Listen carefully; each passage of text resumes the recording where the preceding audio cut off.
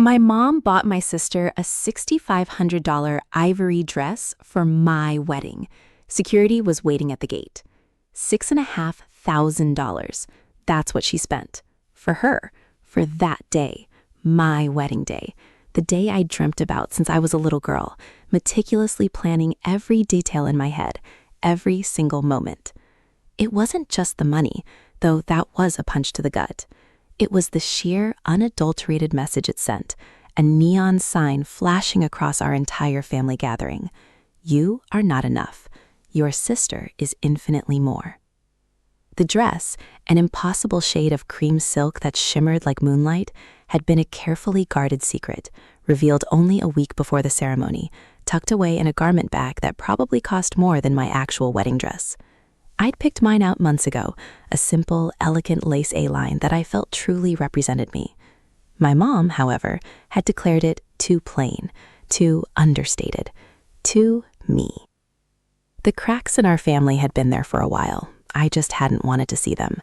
It was always about my sister, Sarah, always.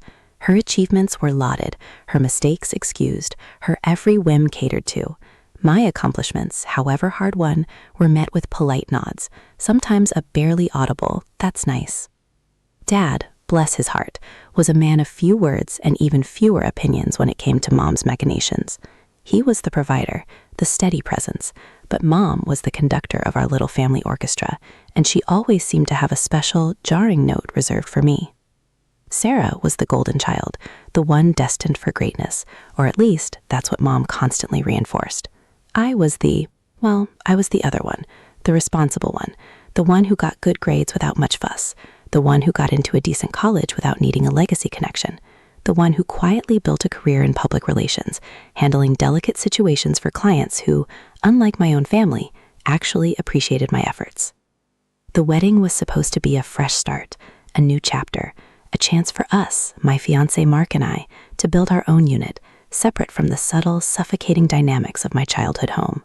Mark, a brilliant architect with a quiet confidence and eyes that always saw straight through my polite facade, loved me for who I was, not who my mother wished I was. He'd seen the subtle digs, the comparisons, the way Mom's gaze always drifted to Sarah when I spoke. He'd held me when I cried over it, his arms a safe harbor in the storm of my family's expectations. "They'll come around," he'd say, his voice a low rumble of reassurance. "They'll see how happy you are." The invite list had been a battlefield in itself. Mom, of course, had insisted on inviting people I barely knew, distant cousins from my father's side she hadn't spoken to in years, friends of friends who'd once met me at a charity gala. "It's about appearances, darling," she'd explained, her tone dripping with that familiar condescension. "People talk, we have a reputation to maintain." My own closest friends, the ones who'd seen me through every awkward teenage phase and celebrated every small victory, were relegated to a secondary list, squeezed in where there was space. Sarah's best friend from childhood, a girl I'd never even met, was given a +1. The hierarchy was as clear as the crystal chandeliers at our sprawling estate. The real drama, however, began about 2 months before the wedding. It started with a phone call from Mom, a chirpy, almost too bright tone that always preceded something unpleasant. "Darling," she'd said, "I was thinking about your wedding dress." I'd braced myself, picturing another lecture on why my lace number wasn't couture enough. "It just occurred to me," she'd continued, her voice laced with a saccharine sweetness that made my teeth ache, "that Sarah really needs something special to wear. She's going to be standing up there with you after all." I'd explained, patiently, that Sarah already had a bridesmaid dress, one that perfectly complemented my own. "Oh, no, no, no," Mom had interrupted, the sweetness hardening into something sharp. "Not a bridesmaid dress. Something more. Something that reflects her status." Sarah, at 22, was still living at home, finding herself, which mostly involved a series of ill-fated art gallery internships and a revolving door of boyfriends who Mom deemed unsuitable. I, on the other hand, was a homeowner, a successful professional, and engaged to a man who was already making waves in his field. Yet here we were, discussing Sarah's wardrobe for my wedding. The conversation had devolved quickly. I'd insisted that my wedding was about me and Mark, not about showcasing Sarah's non-existent career or Mom's perceived social standing. Mom had countered with thinly veiled accusations of selfishness, of being ungenerous, of not understanding the importance of family unity. Then came the dress, the $6,500 ivory silk monstrosity. It wasn't just a dress, it was a statement. It was Mom's way of saying that Sarah, my younger sister, was the one who deserved the spotlight, the one whose presence at my wedding was a privilege, not a right. It arrived at the house in a specially designed box, accompanied by a handwritten note from Mom that read, "For my darling Sarah, to shine on your special day, love, Mom." Sarah had posted a picture on Instagram, not of herself wearing it, but of the dress itself, draped artfully over a velvet chaise lounge in Mom's sunroom, captioned with a single smirking emoji. The comment section, of course, was a flurry of admiration, focusing on the exquisite craftsmanship and the obvious extravagance. No one mentioned me. No one asked if I approved. The week leading up to the wedding was a blur of forced smiles and simmering resentment. Mom had taken over every aspect, from the seating arrangements to the floral arrangements, constantly improving on my carefully laid plans. She'd subtly undermined my choices, making snide remarks about the simplicity of the catering, the lack of pizzazz in the band, all while lavishing praise on Sarah's taste, which mostly consisted of whatever was trending on social media. Sarah, for her part, seemed to revel in it. She'd flaunt the dress, parading around the house in it for hours, twirling and posing, her laughter echoing through the halls. I'd retreat to my room, trying to find solace in Mark's texts, his steady presence a balm to my frayed nerves. The day of the wedding, the air was thick with humidity, the kind that clings to you and makes everything feel slightly more dramatic. Our ceremony was at a beautiful old chapel on the edge of town, followed by a reception at a sprawling vineyard estate that Mom had insisted on, solely because it had the right address. As Mark and I pulled up in our vintage Rolls-Royce, I took a deep breath, trying to push down the knot of anxiety that had been tightening in my chest all morning. Mark squeezed my hand. "You look incredible," he whispered, his gaze filled with genuine admiration. "This is your day." And then we saw them. Two burly men, dressed in smart black suits, standing like stoic statues on either side of the main gate leading to the estate. Security. At my wedding. It wasn't just a subtle nod to wealth, it was a blatant display, a deliberate, calculated move. Mark's brow furrowed. "Who are they?" he asked, his voice laced with confusion. I don't know," I stammered, my heart sinking. Mom had mentioned extra security for the valuable artwork in the venue, but this felt different. This felt personal. As we drove closer, I saw the familiar insignia on their lapels, the logo of a private security firm known for its discretion and its association with high net worth individuals. My stomach churned. As we approached the entrance, one of the guards stepped forward, his expression impassive. "Invitations, please," he said, his voice a low, gravelly rumble. Mark produced ours, but the guard barely glanced at them. His eyes, however, lingered on something else, something behind us. It was Mom and Sarah, stepping out of a sleek black SUV, Mom in a blindingly bright emerald green gown. Sarah was wearing the ivory dress. Not the full gown, but a slightly altered, more casual version. The silk still shimmered, the craftsmanship was undeniable, and she was wearing it with an air of such entitled nonchalance it took my breath away. The guard's gaze shifted to Sarah. He nodded almost imperceptibly to the other guard, who then discreetly pulled out a small, almost invisible earpiece. A whispered conversation ensued, their heads bent close together. My blood ran cold. This wasn't about general security. This was about them. Then, the unthinkable happened. As the guard at the gate turned back to me and Mark, a flicker of something, recognition, surprise, crossed his face. He looked from my invitation to my dress, then back to the ivory monstrosity adorning Sarah. He cleared his throat. "Ma'am," he addressed me, his tone polite but firm. "We've been instructed there's been a change in protocol. We're only admitting guests who are verified."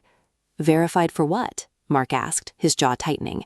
The guard paused, his eyes flicking towards Mom and Sarah, who were now just a few feet away, their smiles frozen on their faces. For guests who are on the primary list," he said, choosing his words carefully, "and who are not causing a disruption." A disruption. The words hung in the air, heavy and suffocating. Mom stepped forward, her emerald gown practically vibrating with suppressed triumph. "Darling," she said, her voice dripping with faux concern, "I think there's been a misunderstanding. Sarah and I are, of course, on the list. We're family." The guard held up a hand, a subtle but definitive gesture. "My apologies, ma'am," he said, his gaze fixed on me, not Mom. "But the directive is clear. Only verified guests are permitted entry, and there's a specific dress code for certain individuals." He looked directly at Sarah, his gaze unwavering. "That dress," he stated, his voice dropping slightly, "is not in compliance." Sarah's jaw dropped. Her eyes, usually so full of playful malice, were wide with genuine shock. Mom's carefully constructed smile faltered, revealing a flash of pure fury before she quickly masked it. The silence that followed was deafening, broken only by the distant murmur of arriving guests who were being ushered through without incident. "Not in compliance?" I finally managed to choke out, my voice trembling. "It's a $6,500 dress, paid for by my mother. It's the epitome of whatever you think it is." The guard's expression remained impassive. "My instructions are to prevent entry to individuals wearing non-approved attire," he repeated, his voice like granite, "especially those who have been identified as potential distractions." He then did something that made my entire body go rigid. He gestured to the two burly men flanking him. "We've been asked to escort you," he said, his gaze now directed at me, "to a private area, to await further instructions, and to ensure the smooth running of the event." Escort us to a private area at my own wedding? The humiliation was a physical blow, stealing the air from my lungs. Mark's hand tightened on mine, his knuckles white. Beside us, Mom and Sarah stood frozen, their initial triumph replaced by a dawning realization that this was not going as planned. The ivory dress, meant to be a symbol of Sarah's superiority, had become the very thing that marked her for exclusion. And I, the overlooked daughter, the plain one, was being escorted away from my own celebration. The echoes of my mother's power play now a chilling reality. The security guards, not at the gate to keep uninvited guests out, but to literally remove the bride and her fiancé. The cold, sterile air of the private room hit me like a physical force. It was small, windowless, furnished with an uncomfortable sofa and a single flickering fluorescent light. The two guards stood by the door, impassive as statues, their presence a constant reminder of my utter powerlessness. Mark sat beside me, his arm around my shoulders, his silence a comfort and a frustration. He wanted to fight, I could feel it, the architect's instinct to dissect and rebuild, to challenge the faulty foundations of this entire situation. But I just sat there, the shock paralyzing me, the humiliation burning a hot, bitter trail through my veins. Mom, Sarah, the dress, the security, it all swirled into a vortex of pure, unalterated betrayal. I had never felt so utterly stripped bare, so exposed, so invisible. Minutes, or maybe hours, bled into each other. Mark squeezed me again. "We can't stay here," he murmured, his voice tight with suppressed anger. "This is insane. Your mother—" "My mother," I echoed, the words tasting like ash, "has always been insane." The realization, sharp and sudden, cut through the fog of shock. This wasn't just about a dress. It was about control. It was about punishing me for not being Sarah. It was about ensuring I never felt like the center of attention, not on my own wedding day. The sheer audacity of it was staggering. To use my wedding, my most precious day, as a battleground for her twisted sense of family hierarchy. The door creaked open. It wasn't the guards. It was a young woman, dressed in the uniform of the venue staff, carrying a tray with 2 glasses of water and a small plate of untouched hors d'oeuvres. She placed them on the coffee table, her eyes studiously avoiding ours.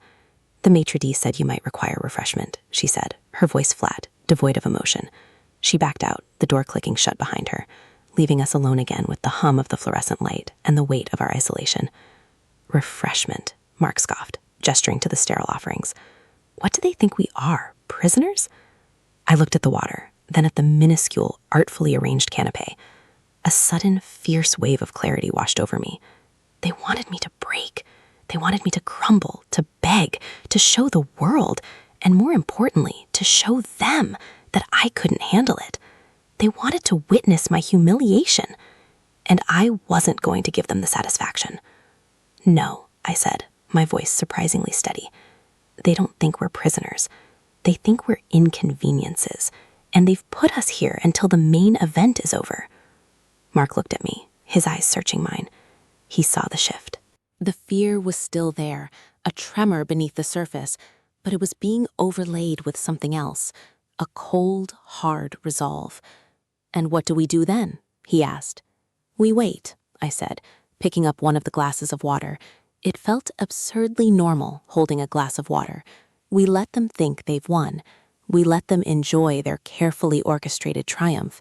And then I took a sip, the cool liquid a small defiance. Then we go home. "Go home?" Mark frowned.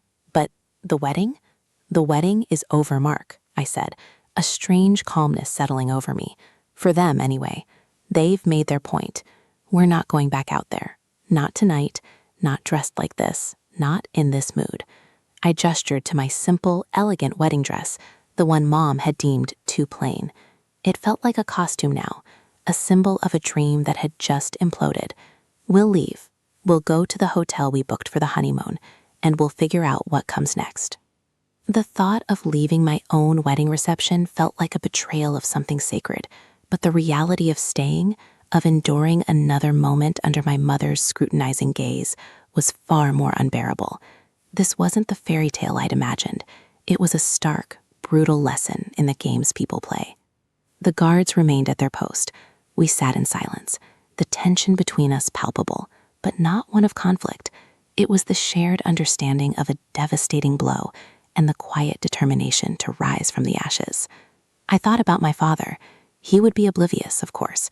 He always was when Mom decided to exert her will. He would be circulating, making small talk, utterly unaware of the scene unfolding behind the scenes.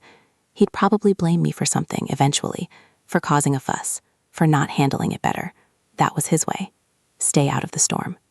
Eventually, a different staff member came to the door. A different guard, this one older, with weary eyes. "Your ride is here," he said, his tone neutral. He led us out through a service corridor, away from the sounds of music and laughter, the clinking of glasses, the distant murmur of conversation. It felt like we were being smuggled out, fugitives from our own celebration. Outside, a plain black sedan was waiting. No limousines, no fanfare, just a car. Mark opened the door for me, his touch gentle. As I slid into the back seat, I caught a glimpse of the venue's grand entrance. Guests were still arriving, oblivious. My mother, I imagined, would be holding court, basking in the glow of her successful maneuver. Sarah, I pictured, would be smugly sipping champagne, the ivory dress now a triumphant banner of her victory. The drive to the hotel was silent. The city lights blurred past the windows, each one a tiny reminder of the life we were supposed to be starting, a life that now felt irrevocably altered. Mark finally broke the silence as we pulled up to the valet. "Are you okay?" he asked, his voice raw with concern. I looked at him, at his earnest face, his unwavering support. He was my anchor in this tempest. "No," I admitted, the confession finally escaping. "No, I'm not okay. I'm furious, and I'm heartbroken, and I'm something else." "What else?" "I'm angry enough to make them pay," I said, the words coming out with a quiet ferocity that surprised even myself. The humiliation, the calculated cruelty, it had forged something new within me, a steel I hadn't known I possessed. The honeymoon was a strange, subdued affair. We went through the motions, trying to salvage some semblance of joy. Mark was wonderful, patient, loving, but beneath the surface, the embers of my rage glowed. I found myself replaying the scene at the gate, dissecting every word, every look. I remembered the security firm's logo. I remembered the guard's careful phrasing, verified guests, not causing a disruption, specific dress code. It wasn't just about Sarah's dress. It was about me. It was about them wanting to control who was seen at my wedding and how. The turning point came a few days later when a package arrived at the hotel. It was from my parents' house, sent by their housekeeper. Inside, nestled amongst tissue paper, was a thick envelope addressed to me. It wasn't a wedding gift. It was a legal document, a preliminary draft of my father's will. My blood ran cold. My father, a man of quiet habits and predictable routines, was notoriously private about his finances. The idea that Mom would send me this, of all things, was unsettling. I opened it, my hands trembling. It was dense, filled with legalese, but the gist was clear. My father, as was customary, had established trusts for both Sarah and me. Sarah's trust was substantial, tied to her future endeavors, with provisions for her upkeep and education. Mine was different. It was smaller, more restrictive. It was designed to provide a comfortable living, but was heavily dependent on my compliance. Compliance with what? I scanned further, my eyes widening in disbelief. The will included clauses about maintaining a harmonious family relationship and ensuring that my lifestyle choices did not bring disrepute to the family name. It mentioned specific financial oversight for my mother, with the power to withhold funds if certain criteria were not met. The word compliance from the will echoed the guard's words, verified guests, not causing a disruption. It wasn't just Mom controlling Sarah's life. She was controlling mine too. This wasn't about Sarah being the golden child.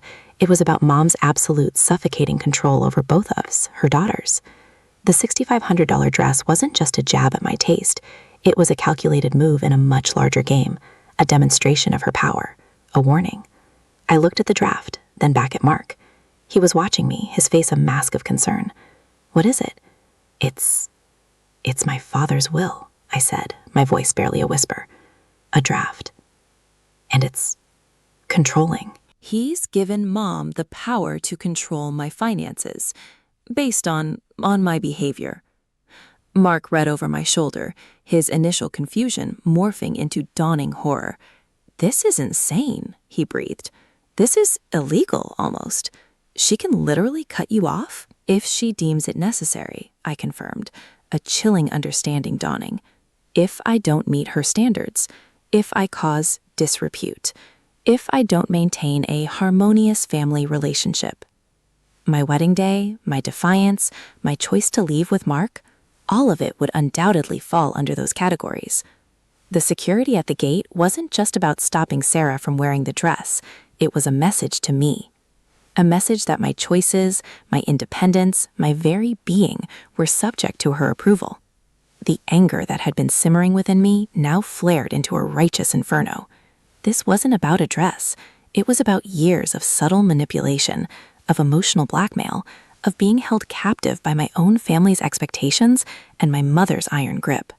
My father, in his quiet way, had abdicated his responsibility, handing over the reins of control to Mom, and she had wielded it like a weapon. They thought they broke me, I said, my voice low and steady, the words dripping with venom. They thought they could humiliate me into silence. They thought they could control my wedding, my life, my future. I looked at Mark, a fierce determination in my eyes. They were wrong. What are you going to do? He asked, his hand finding mine. I squeezed his hand, a surge of adrenaline coursing through me. I'm going to take back what's mine, I said. Everything. My future, my dignity, and I'm going to make them understand what happens when you try to control someone who has nothing left to lose.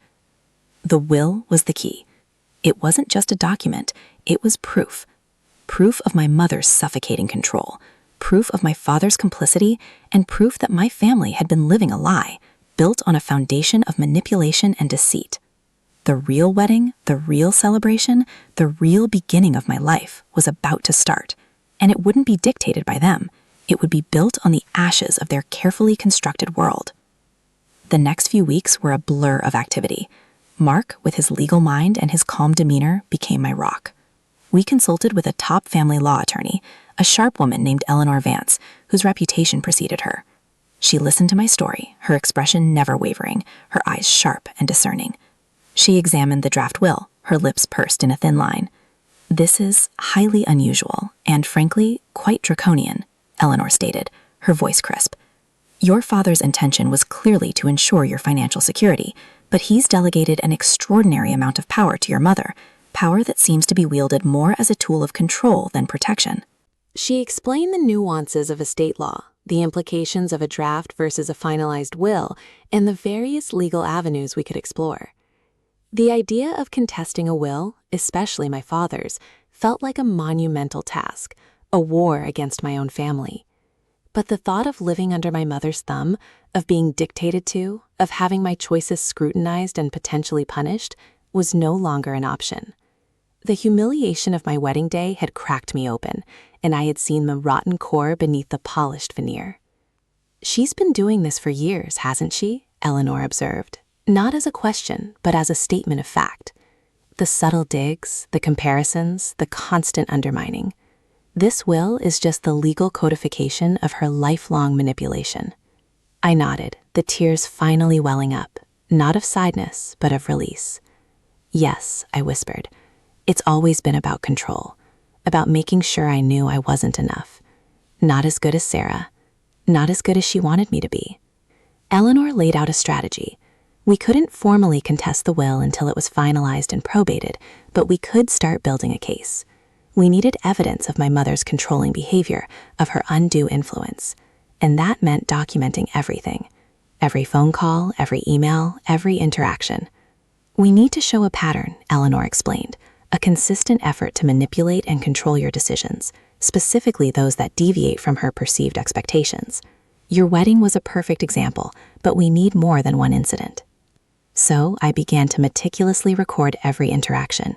The passive-aggressive texts from Mom about how disappointing it was that I didn't have a grand send-off for my own wedding. The calls where she accidentally let slip details about Sarah's extravagant art studio renovation, a renovation she conveniently forgot to mention she was funding.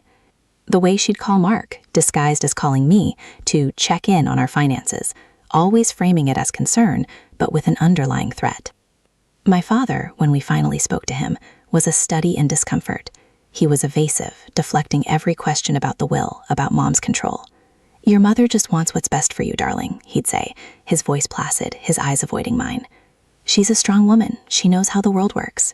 It was clear he washed his hands of the situation, content to let Mom be the gatekeeper. The realization that he was a willing accomplice in my mother's reign of emotional terror was a bitter pill to swallow. The turning point, the moment the scales truly began to tip, came unexpectedly. Mark and I were digging through old boxes in my parents' attic, searching for any documents that might shed light on my father's intentions or my mother's financial dealings. We found a locked metal box tucked away in the darkest corner. After some effort, we managed to pry it open. Inside, we found not just old family photos and trinkets, but a collection of financial statements, trust documents, and most damningly, correspondence between my mother and a financial advisor from years ago. The documents revealed a hidden layer to my mother's financial strategy. It wasn't just about controlling me through my father's will. She had been meticulously siphoning funds from a separate, much larger family trust, a trust established by her parents, a trust I was supposed to be a beneficiary of, along with Sarah. The correspondence detailed her attempts to manipulate investment strategies, to divert funds, and to obscure her actions. There were veiled threats towards the advisor if he didn't comply with her unique requests. It was clear she had been funneling money, creating her own personal slush fund, all while portraying herself as the long-suffering matriarch, the victim of a stingy husband and ungrateful daughters. The ivory dress, the extravagant wedding, Sarah's lifestyle, it was all funded by a systematic deception. We sat there, surrounded by dust motes dancing in the slivers of light piercing the attic gloom, the weight of this discovery pressing down on us. This was bigger than a will. This was fraud. This was embellishment. This was a betrayal on a scale I hadn't even fathomed. "She's been stealing from us," Mark said, his voice a low growl. "From you, from Sarah, from all of us," I corrected, a cold fury settling in my gut. The ivory dress suddenly felt like a cheap prop in a play she had been directing for years, a play that had cost everyone dearly. My mother, the pillar of society, the arbiter of taste and propriety, was a thief. Armed with this new evidence, Eleanor Vance went to work. The initial draft of the will, the one that had seemed so damning, now felt like a minor detail in the grander scheme of things. We presented the financial documents, the advisor's correspondence, the clear trail of misappropriated funds. The legal ramifications were immense. The moment of truth arrived, not with a dramatic confrontation, but with a quiet summons. A formal letter arrived from my father's legal counsel, requesting an urgent meeting with all beneficiaries to discuss the finalization of the estate. My mother, of course, was present, radiating her usual aura of serene authority. Sarah sat beside her, looking bored, scrolling on her phone. The meeting began with the usual pleasantries, the lawyer carefully outlining the assets and liabilities. Then he cleared his throat. His gaze shifted to my mother. "Mrs. Sterling," he began, his tone now firm, professional, "we have received new information regarding certain discrepancies in the management of the Sterling Family Trust, specifically regarding funds allocated for beneficiaries, including your daughters." My mother's perfectly coiffed blonde hair seemed to stiffen. Her smile faltered, a barely perceptible tremor in her lips.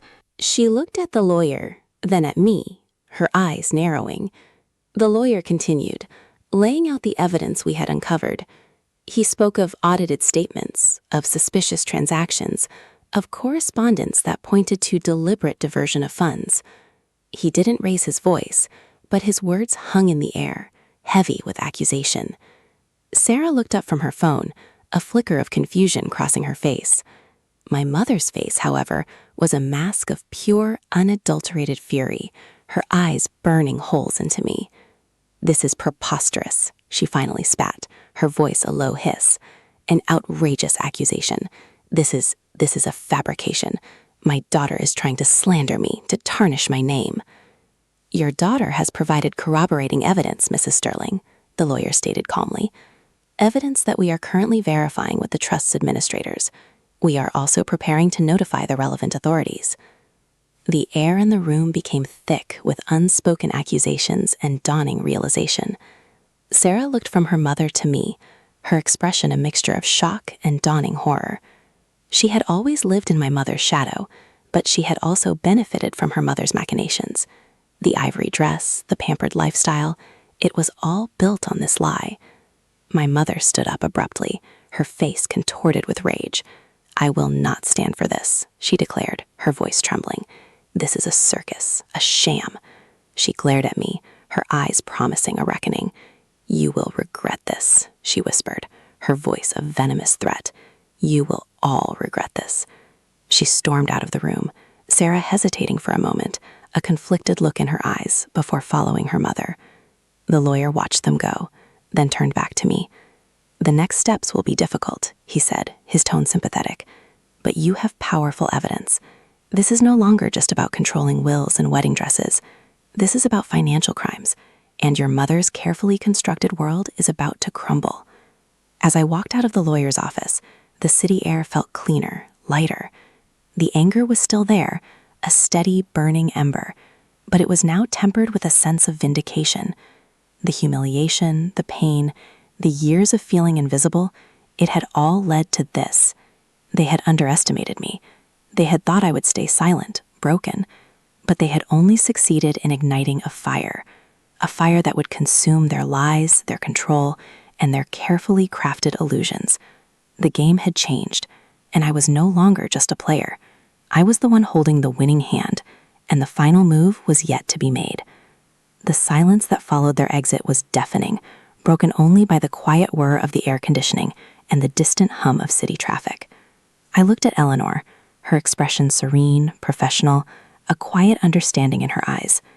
"It's done," she said, her voice soft but firm. "Or rather, the beginning of the end is done. She knows we know, and she knows she can't hide it anymore." I nodded, a strange sense of calm settling over me. The storm I had been weathering for weeks, for years really, was finally breaking. The cracks in their gilded cage were widening, and soon it would shatter. The legal proceedings that followed were indeed difficult, just as Eleanor had predicted. There were depositions, interrogations, my mother's attempts to twist and deny every shred of evidence.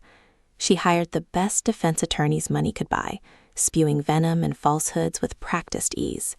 Sarah, caught in the crossfire, oscillated between misplaced loyalty to her mother and a dawning, horrified realization of the truth. She was scared, confused, her own comfortable life suddenly under threat. I received a few tearful, guilt-ridden calls from her, punctuated by my mother's hissed demands in the background. I offered no comfort, no absolution. She had chosen her side long ago. My father remained a ghost. He was served with papers, subpoenaed to testify, but he continued to feign ignorance, his denial a hollow echo of my mother's. He was a man who preferred peace above all else, even if that peace was built on a foundation of deceit. He'd been complicit by his silence, by his passive acceptance of my mother's iron grip, and now the consequences of his inaction were catching up to him. He'd never been the father I needed, but seeing him reduced to a broken man, cowering from the storm he helped create, offered little satisfaction. My mother, in her desperation, attempted one final desperate gambit. She leaked carefully curated stories to the tabloids, painting me as a greedy, vindictive daughter trying to extort her own parents. She spun tales of my supposed extravagance, of my supposed desire to strip her bare. It was a pathetic, transparent attempt to sway public opinion, to garner sympathy. But the evidence we had, the financial records, the advisor's testimony, the sheer volume of misappropriated funds, spoke louder than any tabloid smear campaign. The legal wheels turned, grinding slowly but inexorably. The day the judgment came down felt anticlimactic. No fanfare, no dramatic courtroom pronouncements, just a terse notification from Eleanor's office. The court had ruled in our favor. The Sterling Family Trust, the one my mother had so expertly plundered, was to be restituted, with significant penalties and fines levied against her for fraud and embezzlement. The assets she had hidden, the property she had acquired through illicit means, were to be seized and distributed according to the original trust parameters, with a substantial portion earmarked for restitution to the beneficiaries, me and Sarah.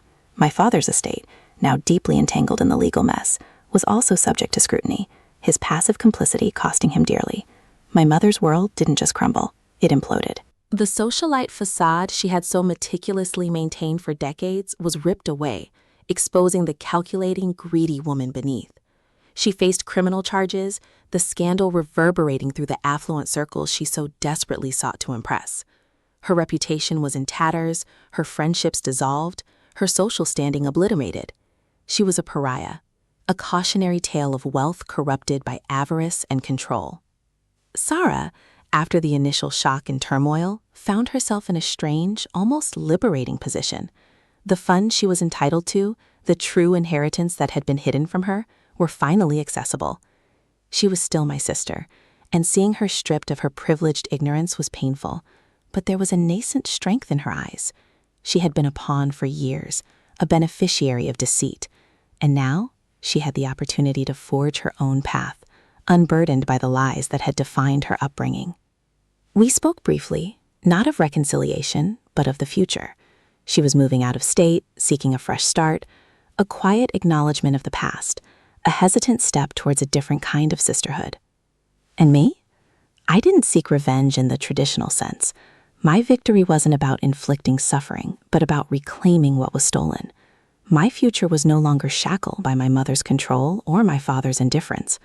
The financial restitution was significant, more than enough to ensure my independence, my security, and my ability to pursue my own dreams without compromise. But the true prize wasn't the money. It was the freedom to finally breathe, to live authentically, to be the architect of my own life, unburdened by the suffocating weight of familial expectation and manipulation. Mark stood by me throughout it all, his unwavering support a quiet, constant force. He never pushed, never dictated, simply offered his presence, his strength, his love. He was the anchor in the storm, the calm eye of the hurricane. We didn't have a grand wedding, no ivory dress, no opulent reception. Instead, we had a small, intimate ceremony on a quiet beach, just us, a justice of the peace, and the endless horizon. It was perfect, a testament to the fact that true happiness isn't found in outward displays of wealth or social standing, but in genuine connection and the quiet strength of shared love. The final confrontation, the moment I had replayed in my mind countless times, never really happened in a dramatic public arena. It happened in the quiet solitude of my own life. I never saw my mother again after that meeting with the lawyers. She disappeared from my life, swallowed by the consequences of her own actions. Sometimes I'd see a fleeting mention of her name in a society gossip column, a ghost of her former self, and I'd feel a pang, not of pity, but of a profound, almost sorrowful understanding. She was a prisoner of her own making, forever trapped by her insatiable need for control. The last vestiges of their influence began to fade. The opulent family estate, once a symbol of their power and my torment, was sold, its contents auctioned off. I kept only a few personal items, mementos of a childhood that was, in hindsight, far more complicated and painful than I had ever realized. The physical reminders of their presence were gone, leaving me with a clean slate, a blank canvas. There are still moments, quiet evenings when the house is still, when a shadow of the past flickers, a memory of a cruel word, a dismissive glance, a moment of profound loneliness. But these moments are fleeting now, like wisps of smoke dissipating in the wind. The humiliation has been transmuted into resilience. The silence has been replaced by my own voice, clear and strong. The control they sought to exert has been irrevocably broken, shattered into a million pieces. My life now is not about vengeance. It is about building a future on solid ground, fueled by my own strength and the unwavering love of the man I chose to share my life with. The pain was real, the betrayal profound, but I survived. I rose from the ashes, not as the broken victim they expected, but as a woman who had faced her demons and emerged, not unscathed, but undeniably whole. The world they tried to keep me from is now my oyster, and I am finally, truly free to explore it. The weight is gone, the chains are broken, and as I look out at the endless expanse of my own future, I take a deep, steadying breath, a breath filled with the sweet, intoxicating scent of possibility.